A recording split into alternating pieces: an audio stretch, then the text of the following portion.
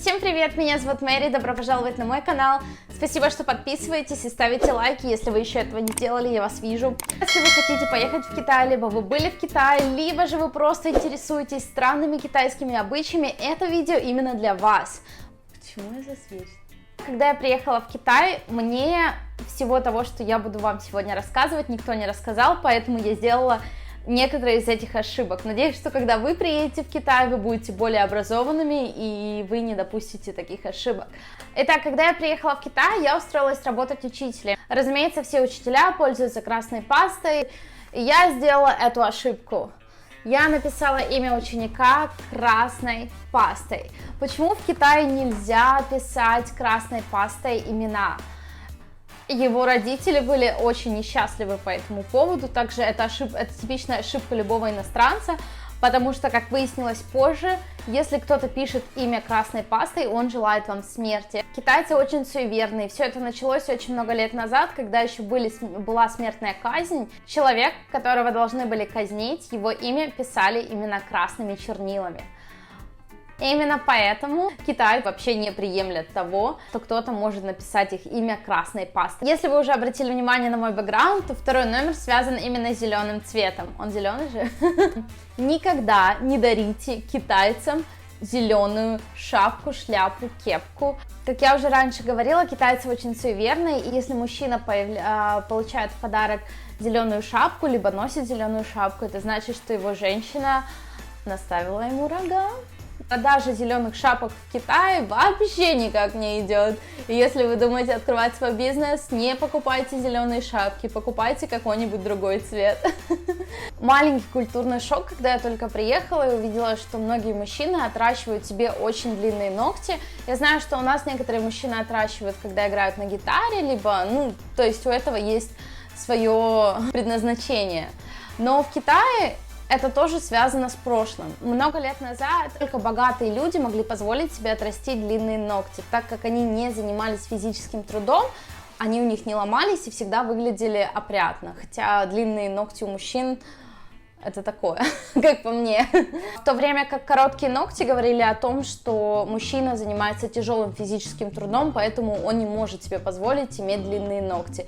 И с тех пор до нынешнего времени можно увидеть таксистов, либо еще каких-то людей, отращивающих длинный ноготь на мизинце, либо на большом пальце. Я такое вижу очень часто, но выглядит это, конечно, так себе, потому что, судя по всему, они в салон не ходят, они за ними не ухаживают, они их просто отращивают. Другая культурная особенность китайцев – это их статус. Я бы назвала это статус. В общем, давайте я вам объясню на примере бизнеса. Если мы видим что-то дешевое, то, конечно, мы думаем: ой, как классно, я урвал что-то за 600 рублей, либо за 1000 рублей. Китайцы никогда так не подумают. Китайцы посмотрят за что-то на 600 рублей, и они такие: ой, я не буду покупать, это слишком дешево для меня. И не важно, насколько они богаты. Китайцы всегда выберут что-то со скидкой, но чья оригинальная стоимость будет очень-очень космическая. Например, iPhone, там, я не знаю, за 200 тысяч рублей, но если на него будет скидка в 120 тысяч, они все равно будут ходить и рассказывать всем друзьям, что я купил телефон за 200 тысяч, и не важно, что там была скидка. Поэтому, если вы вдруг работаете, либо хотите открыть бизнес в Китае, всегда помните, что ваш бизнес будет плохо идти, если вы поставите очень низкую цену, потому что товар будет недооценен. Китайцы не умеют ценить такие предложения. И следующее, это то, о чем мне рассказал мой преподаватель по китайскому Иван. У китайцев не бывает любви, и в Китае все браки по расчету. Конечно, я верю в то, что есть браки не по расчету, но большинство из них по расчету. Если у мужчины нет квартиры и машины, значит, он совсем незавидный жених, и, скорее всего, родители девушки будут против того, чтобы она женилась на нем. Он говорит, что в Китае это крайне важно, и девушка сама даже не посмотрит на такого мужчину. И поэтому китайцы очень много работают и пытаются заработать деньги на собственное жилье, на машину, на хороший образ жизни, потому что статус в обществе очень важен. Именно поэтому здесь в основном браки по расчету. А любовь же где? Где любовь? Следующая особенность китайского менталитета – это менять все в последний момент. Я вам приведу в пример свою подругу. Она уволилась с работы, и у нее была неделя, прежде чем она приступит к своей новой должности на новой работе. Она уже подписала контракт, они уже начали вроде как оформлять ей визу, и тут звонок, и говорят: приедь, пожалуйста, нужно что-то там пересмотреть. И как оказалось, она приезжает, у нее уже месяц как был подписан контракт с ними, они говорят: ты знаешь, мы там подумали, ты нам больше не нужна, и контракт, забудь про контракт, а визу мы тебе не сделаем. И они ее просто кинули, то есть они считают, что вот действия такого рода, которые оказывают огромнейшее влияние на жизнь других людей, они уже знали заблаговременно о том, что они не хотят ее брать на работу. И просто сказали ей об этом в самый последний момент, когда у нее уже не было ни визы, ни других, она в других школах отказалась от должности. Я считаю, что это нельзя так делать, это вообще не по-человечески. И такое на работе случается постоянно. Когда нас просят что-то сделать, а потом им говорят: ой, да ладно, мы уже поменяли все, не надо ничего делать. Это непредвиденной ситуации, нужно всегда быть подготовленным. Поэтому если вы будете работать с китайцами, либо вы работали с китайцами, я думаю, вы понимаете, о чем я вам говорю. Следующий пункт, он очень интересный. Я бы сказала, что он сейчас постепенно меняется, но он еще не поменялся. У китайцев есть такой обычай оставлять еду, то есть если они идут в ресторан, то они обязательно заказывают больше, чем они могут съесть. Либо если вы идете в какую-нибудь маленькую кафешку местную, они вам всегда дадут огромную порцию, чтобы вы смогли наесться, и у вас еще что-то осталось, потому что если вы все съели, у вас ничего не осталось, это считается здесь плохо. Еще с тех времен, когда китайцы голодали и у них не хватало еды, с тех пор они боятся показаться бедными, и принято обязательно что-то оставлять на столе. Но я заметила, в садике уже такая хорошая концепция появилась, что они немножко детей заставляют вот доедать. Если ребенок там чуть-чуть не доел, они просто: может, ты попробуешь доесть, то есть они не прям так сильно заставляют, но, по крайней мере, они делают попытку в эту сторону. Но если вы идете к китайцам в гости, и вы все съели, китайцы будут обижены, и они вам будут продолжать докладывать еды, чтобы у вас тарелка не была пустой. А у нас в России наоборот. Если у человека полная тарелка, и он у тебя в гостях, мы скажем: ой, тебе что, не нравится моя еда, я что, невкусно готовлю? Следующая вещь, она очень похожа на то, что у нас есть в России. У нас проблемы не решаются, а игнорируются и маскируются. Точно так же в Китае. В Китае выходит какой-то новый закон, который не позволяет что-либо делать, и китайцы просто пытаются замаскировать вместо того, чтобы исправить проблему.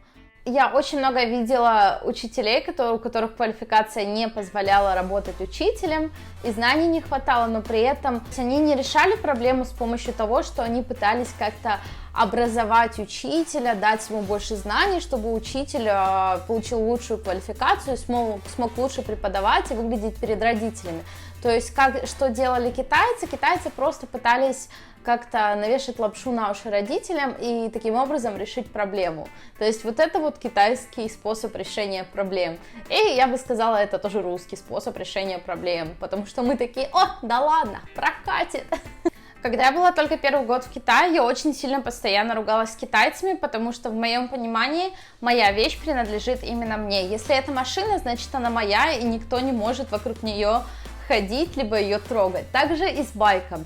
Но у китайцев совершенно другое понятие, поэтому очень часто я ловила каких-то рандомных китайцев, сидящих на моем байке в телефоне. Они просто воспринимают его как стул, как скамейку на улице. Они могут подойти к чужому байку, сесть и начать что-то смотреть. И буквально на днях я шла с работы и смотрю на моем байке какие-то сумки, которых я не оставляла. Я такая думаю: блин, неужели кто-то повесил сумки с мусором? Открываю, а там на самом деле чьи-то вещи. Я такая думаю: ну надо убрать, они же мне не принадлежат, надо убрать их в сторону. И только я беру эту сумку, как вижу, что сзади меня китайская тетушка стоит и с другой какой-то тетушкой беседует. И я такая говорю: почему вы это сюда повесили? Она такая: ой, извините, и ушла. А когда я пришла домой, мне Рис рассказал, что это было не в первый раз, И она так постоянно делает не только с моим байком, а и с его байком, и с другими байками. То есть в их мире это нормально подойти, повесить сумку на чужой байк и стоять беседовать с какой-то подругой. Если такое с вами тоже случалось, пожалуйста, напишите, потому что я считаю, что это очень-очень странно. Китайцы в открытую игнорируют наличие окружающих. Я думаю, это связано с большим количеством населения, но дело в том, что если будет идти китаец, и вот внезапно он остановится, и вы в него врежетесь, он даже не заметит. В Китае нормально задевать друг друга сумками, и вот это вот какой-то культурный уровень, то есть вас никто не посчитает бескультурным, если вы кого-то толкнете. Когда китайцы едут, они могут ехать вот в противоположном направлении, и они не будут думать о том, как чувствуют другие люди, которые едут им навстречу, либо что они доставляют кому-то дискомфорт. Они могут спокойно заблокировать дорогу, если вам нужно повернуть направо, а они едут прямо и ждут свой светофор, они не считают это каким-то неправильным, либо зазорным. Это часть их культуры, но сейчас становятся они более образованными, более осмысленными. Не все, но видно, что Китай все-таки немножко пытается сдвинуться и избавиться от этого какого-то эгоистичного образа жизни. Они все-таки немножко больше начинают думать об окружающих. Но совсем чуть-чуть. Если вдруг вы вегетарианец, веган, либо вы не едите свинину, то вам немножко сложнее придется в Китае, потому что в Китае, несмотря на то, что они говорят, что мы такие открытые, мы такие классные, у нас тут вообще все есть, вот это, вот это, вот это и вот это, в маленьких городах этого всего нет, и я очень часто видела, как люди, которые просто не едят мясо, либо не едят свинину, они реально мучились от того, что просто некуда было пойти. И даже когда ты просишь адаптировать что-то, ну, допустим, пельмени сделать, но без свинины, а просто овощные, постоянно какие-то прикольчики появляются. Я, конечно, не знаю, как в России, но в Китае они еще пока не готовы к этому. У нас пришла новая сотрудница, и она не ест мясо. Ей пообещали, что на обед будут готовить что-нибудь веганское, а по итогу тот же суп, в котором не плавает мясо, сделан на бульоне. Либо какие-то овощи, они все равно вперемешку с мясом, и они называют это веганским. Они говорят, ну вот же у нас овощи. Я надеюсь, что это видео было полезным для вас, и вы не будете дарить зеленые шапки вашим товарищам, писать имя красной пастой и просто будете готовы к непостоянству китайцев. Если у вас есть какие-то пожелания по поводу следующего видео, обязательно пишите в комментариях и пишите про свой опыт в комментариях, поскольку, мне кажется, есть очень много вещей, о которых я не упомянула, потому что они просто все не влезают в это видео. И желаю вам хорошего дня и до скорой встречи!